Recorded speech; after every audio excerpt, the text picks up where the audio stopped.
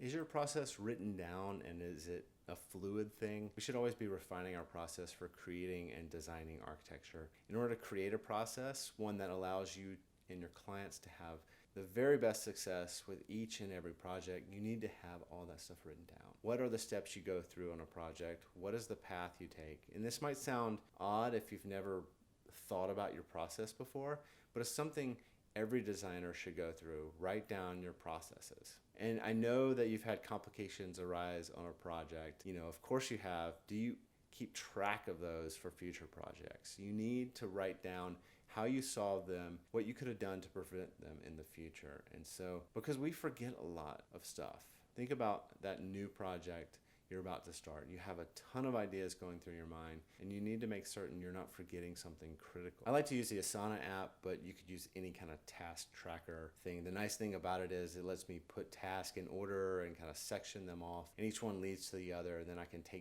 add descriptions or attach some images, and it ties to a software called Instagant, which is online. This allows me to map out my whole process on a schedule, and it's really invaluable. Think about all the steps you take to complete a project. Do you know how long each one is going to take? And if you have all the steps out planned on a calendar, you can have a better estimate of how much time you're going to spend on the project. So keeping track of all your processes ensures you don't overlook some key element. Something could derail your design later and cause all kinds of crazy changes. So follow your process, create a process, and create great work for your clients. The first thing you got to do is write it down.